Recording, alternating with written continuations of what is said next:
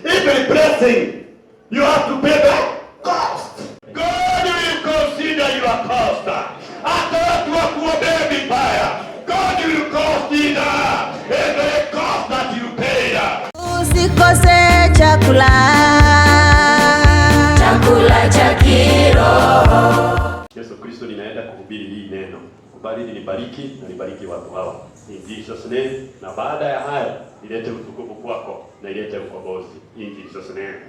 Amen. Inueni roho zenu mbele za Bwana. Amen. Mungu awaongeleshe na wasaidie. Thank you.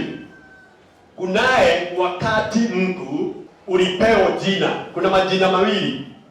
Somebody notice that you need to be given Mwaura Omodi. Hello? Somebody notice that you are boy and you are girl. Let me ask you. Wakati ulinotesiki, somebody notice that umezaliwa. Wakati kijiji yenu ilinotiziwa. Jina lako ama vile walipo notice waliongea aje? Walisema aje? Walibariki aje? Walikomenta aje? Hello? Baada ya notification, hapo ndio unabarikiagwa. Hapo ndio maneno ya baraka inatokaga. Hapo ndipo unaneneagwa. Na ndipo Biblia inasema mtoto atakayezaliwa na apelekwa kanisani. Na ndipo unaona Yakobo na Esau wakizaliwa. Biblia inasema mmoja akatoa mkono. Alipotoa mkono, haya akafungwa. Kuna mambo alikuwa ameambiwa. Kuna notification alikuwa amejua ya kwamba umebeba tumbo yako watu wawili na ni mataifa makubwa na wataishi wakipigana. That is the notifications. Hallelujah. Hallelujah.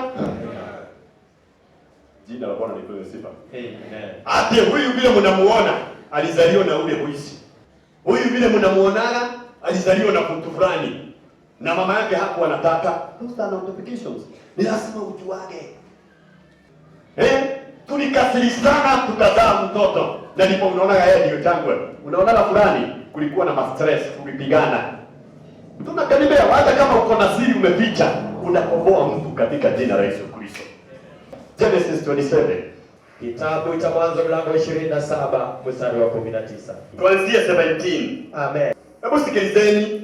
Huyu jamaa mzee akasema hivi, nileteeni. Sikiliza. Akaita mzaliwa wake wa kwanza, the firstborn. Firstborn, huyu mzee alikuwa anataka kubariki firstborn kulingana na sheria ya Wayahudi. Ya kwamba the firstborn, they have to receive everybody amegaliwa baraka yake. Firstborn alikuwa achukue pande moja na secondborn achukue pande hii nyingine. Are we together? Lakini Biblia inasema Rebeka akasikiliza. Tuachane na Rebeka. Baba aliita huyo kama vile Mungu amekuita mkutano, kama vile God amekupatia idea, kama vile Mungu amekupatia any skill. Umetoka kwenu nyumbani ukafikiria usiende Kisumu, ukuje Nairobi. Bila usikia uanze kuingia kanisa ingine, uingie hapa. Si mimi, ni Mungu anatuitaga. God is our caller. Hallelujah. God is our caller, but the devil is our diverters. You need to understand that, people. God will time, God will call us, and the devil is there to divert all the callers. Bwana Yesu apewe sifa. Na ninaomba leo, kama kuna calling ya Mungu, ya kibiashara, ya kihali, na kama kuna diversity, kuna mahali unafikaga, kuna kuwa na diversity, call zako zinakuwa diverted. From today, this is our day. Hiyo ndio siku ya kupinga all diversity. Point number 1, oppose all our diverters. Tunakaanza kuomba all the diversity. Leo tunaikata in Jesus name. Amen. Am I coming? Yes. Am I coming, people? Amen. Tunaelewana watu wa Mungu? Yeah. That is number 1. Esau akaitwa na baba. Esau akaitwa na akaambiwa, mtoto wangu wa kwanza, just come. Sikiliza. Kuja. Alikuwa anajua yeye anawida, ni muidaji. Na alijua alimpatia kitu very costly, because blessing you have to pay the cost. Quote number 1, every blessing you have to pay the cost. alimwambia nataka nyama, hakusema nataka dengu. Alijua ya kwamba baraka yote ukiniona imesimama imegharimia kitu. Ukiona mtu amesimama hivi kuna gharama amelipa. Every blessing. Ile mtu akona gari ya Probox, ule akona Prado, ule akona 544, ule akona Toyota, mtu akona Masonet, mtu akona Frat, it is not the same cost. Na tunatusianaga, tunakosana unataka kupokea baraka yangu na hujagharimia. Nothing like that. God will consider the cost. Abia, God will consider my cost. Mungu ataangalia gharama yangu. God will consider your cost. Hata watu wakuombea vibaya, God will consider every cost that you paid. Bwana ataangalia gharama ya maombi, ataangalia gharama ya kulia, ataangalia gharama ya kulea watoto, ataangalia gharama. Oh, hallelujah. Nothing like that. Jina la Bwana lipewe sifa. Hallelujah. Jina la Bwana lipewe sifa. Bwana ataangalia gharama gani? Watu waenda kwa haraka, watu waenda bana, watu waenda shikana, lakini God will consider the cost. Ni kitabu cha Mwanzo mlango 27 mstari ya kwanza yasema, ikawa Isaka alipokuwa mzee na macho yake yamepofuka asione, akamwita Esau mwanawe mkuu. Nani ameitwa? Esau. Sikilizani, nani ameitwa? Esau. Nataka hapo sema Mungu ataita jina langu. Mungu ataita jina langu lilikuwa la kurukwa. Jina langu lilikuwa la kurukwa. Jina langu limekuwa la kudharauliwa. Jina langu limekuwa la Jina langu limekuwa la kuchochewa. Jina langu limekuwa Jina langu limekuwa kama exhibit. Jina langu limekuwa kama exhibit. Lakini Bwana atafanya jina langu ling'are. Atafanya jina langu ling'are. Hallelujah people. Amen. God has, as Isaac hakuita Jacob. My brother and my sister, kulingana na neema ile nimepewa na hii nafasi nimefika, kuna kitu nimeona watu wanaitaka, lakini wakifika katikati kuna spirit ya diversity. Watu kama 100 wanashikana kukupiga wewe, watu kama 20 wanaenda kinyume na wewe. Mama na kijana walienda kinyume kupiga mtoto wake. That is not the purpose. Haikuwa the will of God. Esau akuwe mtumwa. Akamwambia mwanangu, naye akamwitikia mimi hapa. Akasema, tazama, sasa mimi nimekuwa mzee, wala sijui siku ya kufa kwangu. Basi nakuomba, chukua mata yako, podo lako na upinde wako, ukaende nyikani uniwindie mawindo. That is a spear and arrow, uende ukanichijie. Hakumwambia enda hapo kwa zizi unichijie. Alimpatia a costly task. Hello? Costly task. Kulikuwa na ng'ombe kwa zizi na kulikuwa na mbuzi. Hakumwambia ende unichijie hizo. Alimwambia chukua your spear, uende kwa kichaka uniwindie. Hakumwambia enda unichijie, juu akienda achukue ng'ombe na mbuzi. Ama lakini alimpatia costly task. Kila mtu wote ako hapa. Hata kama Jacob ataenda na baraka yako, hata ifurahia. Na Rebeka akasikia. Sikiliza, sasa kuna watu watasikia mko karibu. Mnaona vile mko? Ndio. Msikilize.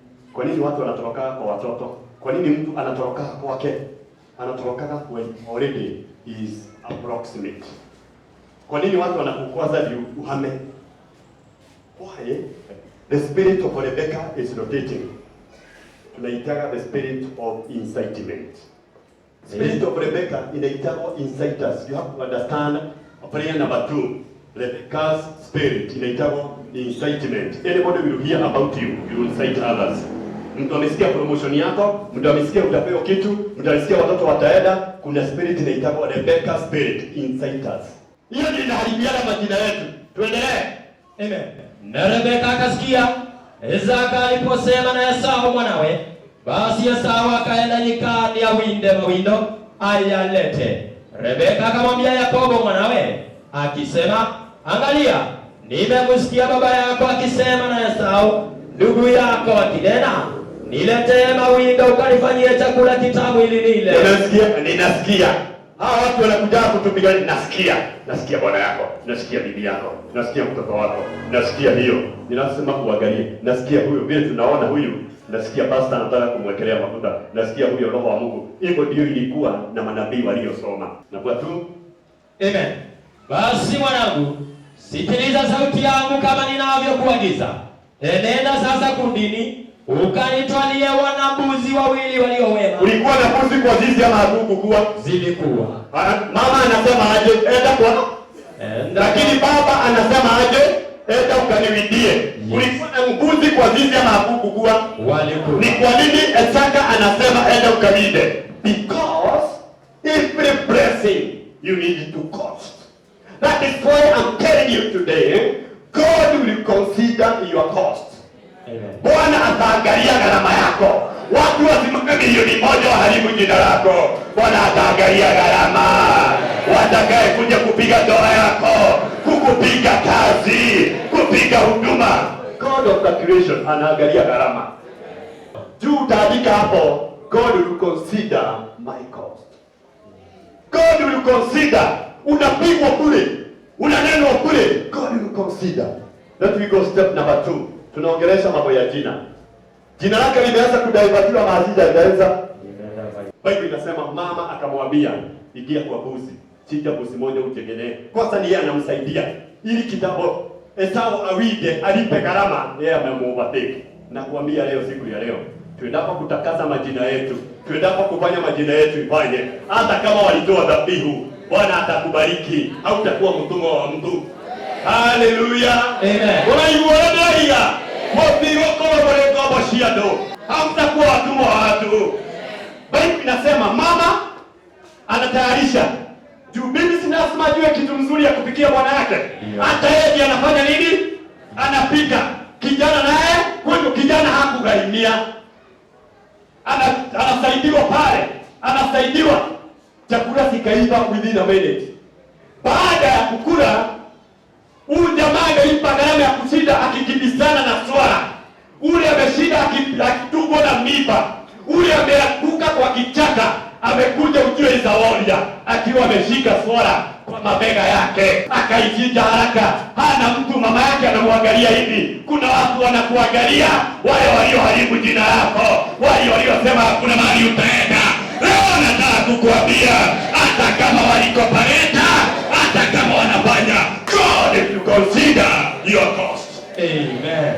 Nataka tuseme Mungu ataangalia gharama yangu. Mungu ataangalia gharama yangu. God will consider my cost. God will consider. Oh, hallelujah. Amen. Sometimes that God does not listen.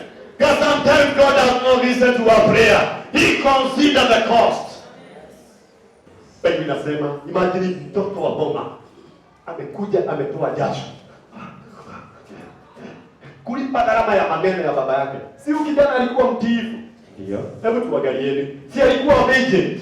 Yes. Si alikuwa energetic? Yeah. How many people we are very part-time and productive, but people are opposing our productivity? How many people who are very strong, but there is a barrier, sinasimamisha tusipite? But God will consider our cost.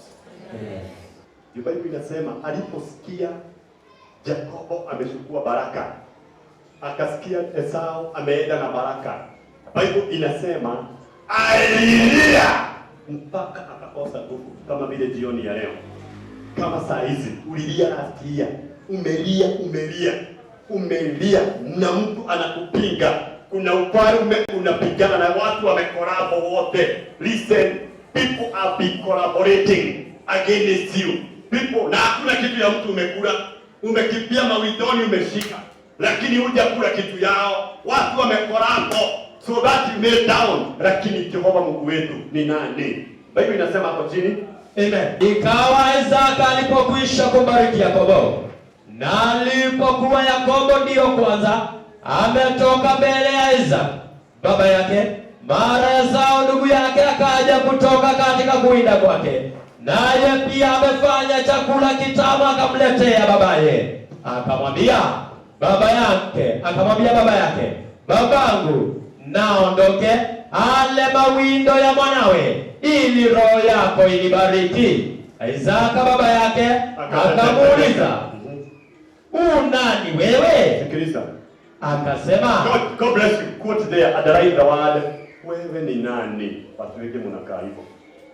Hiyo ndio nimefanya ibada ya leo. Nani? Imagine your father asking you, wewe ni nani?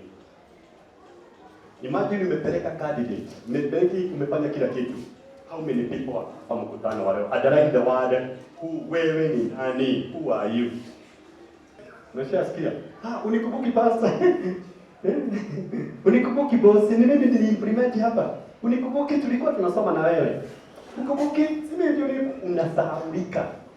Kakitu kadogo hivi as a errors of a human being. Mtu anadelete all the goodness umeweka ndani yake. Sema roho ya kusahaulika haraka. Roho ya kusahaulika haraka. Mungu nisaidie. Mungu nisaidie. Na iniondoke.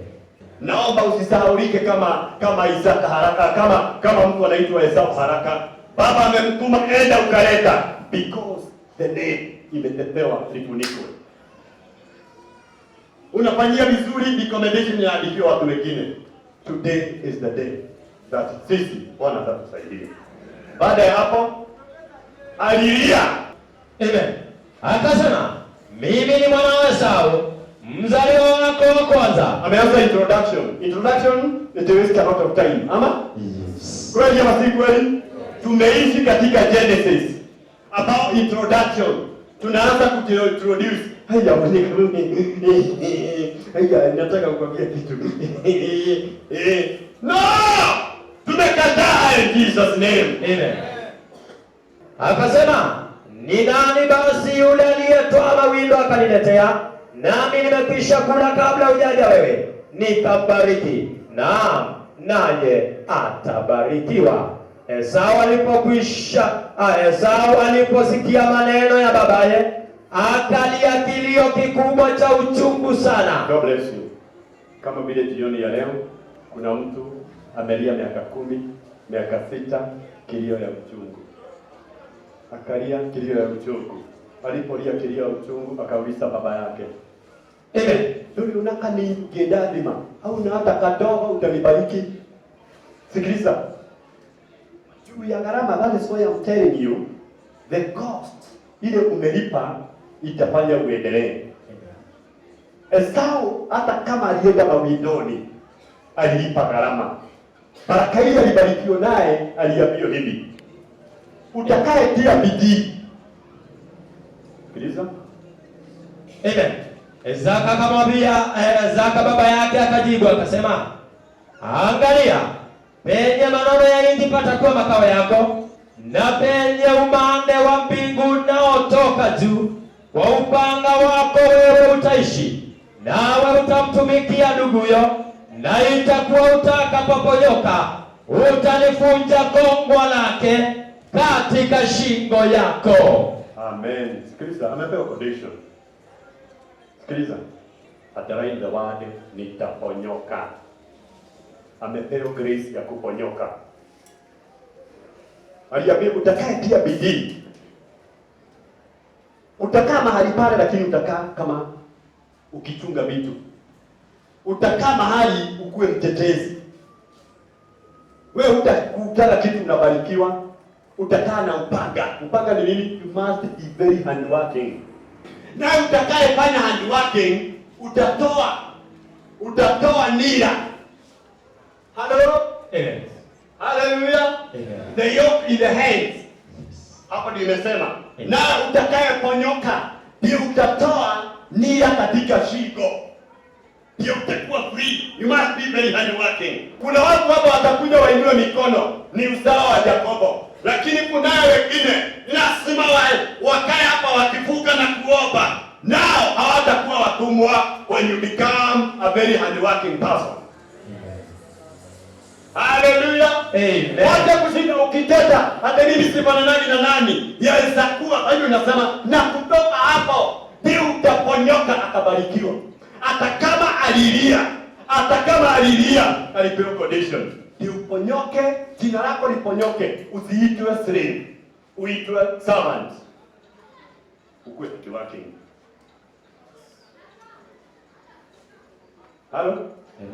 Halo? Abia jirani, hatufanani? Hatufanani. Sote ni wanadamu. Sote ni wanadamu. Lakini baraka ni tofauti. Lakini baraka ni tofauti. Ukiona nikitia bidii, sitaki kuwa mtumwa wa Yakobo. Mtumwa wa Yakobo. Akiwa na ng'ombe 100, mimi nitakuwa na 50. Mimi nitakuwa na 50. Akiwa na kukuhubiri, nitakuwa na vifaranga 3. Nitakuwa na vifaranga 3. Hallelujah. Pokeeni neema in Jesus name. Amen. Hallelujah. Amen. Nataka leo niponyoke. Sasa tuko katika maombi ya kuponyoka. Ponya hapo. Andika darani maombi ya mwisho inasema kuponyoka. Kwa upanga wako wewe utaishi, nawe utamtumikia nduguyo, na itakuwa utakapoponyoka utalivunja kongwa lake katika shingo yako. Utakayeponyoka hizo nguvu za waganga, utakayeponyoka na wale waliopitia kazi yako, utakuwa mtumwa wao na watakutekelea. Amen. Watakuja kukuheshimu. Yes. Hiyo ndio neema nataka kukuelekea leo. Amen.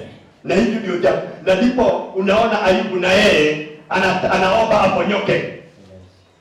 Hallelujah. Amen. Ayubu naona naye anaponyoka. Job 17. Kitabu cha Ayubu mlango wa 17 mstari wa 3 wasema hivi: nipe rehani basi, uwe dhamana kwa ajili yangu kwako wewe mwenyewe. Kuna nani atakayeniwekea dhamana? Unaona dhamana nini? 5. Who can give me a bond? Surety. Kuna watu hapa hata wakivuko, hata kama mtu akona mamilioni, hakuna mtu anaweza kutolea cash bill. Mstari wa 5 wasema hivi: awafitinie rafiki zake wawe mawindo, hata macho ya watoto wake yataikia kiwi. Amen. Sikiliza. Huyu mtu hupitini marafiki zake. Naye akifitinia watoto wake hupotea macho. Maana yake ni nini? Wote waliodhania ya kwamba tutakuwa mawindo yao, watoto wao watajaribu waseme, sisi ndio tulichukua shamba ya nani? Hawataiona. Watoto wa Yakobo hawakuona mali za Esau zilikuwa kubwa. Alienda mpaka kule kwa mtu alikuwa mahali milimani Abraham, akachukua mashamba hiyo na akawa mtu wa kulinda. Kama sasa hivi huwezi enda Somalia, kama vile huwezi enda, kuna area ambayo huwezi fika, na akawa akilinda vitu zile zake. Ni kwa sababu Mungu alimpatia neema ya kuponyoka. Alisaidia jina lake likaponyoka, na wale waliokaa chini wakasema hakuna siku atakuibeli. Hallelujah. Amen. Nadhania ya kwamba uko mahali hapo. Kuna mtu nataka nikienda kumaliza, aweza kuwa hata huna mtu aweza kupea dhamana. Hata ukisikia umeshikwa, hata ukisikika unakula shida, hata ukisikika matabu hiyo unakula, hakuna mtu atasimama. Ukiomboleza unaomboleza peke yako, you comfort yourself or you die. But Bible inasema Esau hata kama baraka zote zilibebwa na Yakobo, alipewa baraka na kaambio, wewe utakuwa hadi wake, ama na utakaye kuwa hadi wake utaponyoka kuwa mtumwa. Leo ninataka tukitoka hapa, kuna mahali majina yetu iliweko, kuna mahali tuliweko na tukawa mawindo ya watu wengine, kuna mahali tunajaribu kuinua majina zetu, zimekuwa kama shida. Lakini I believe according to the book of Genesis ya kwamba nawe utakayeponyoka au utakuja nira, let me come, you will break the yoke in the neck. Amen. Amen. Nataka mtu wote aponyoke kwa magonjwa. Amen. Mtu wote aponyoke kwa kusahaulika. Amen. Mtu wote aponyoke katika hali. Amina. Katika jina la Yesu Kristo. Amen. Usikose chakula.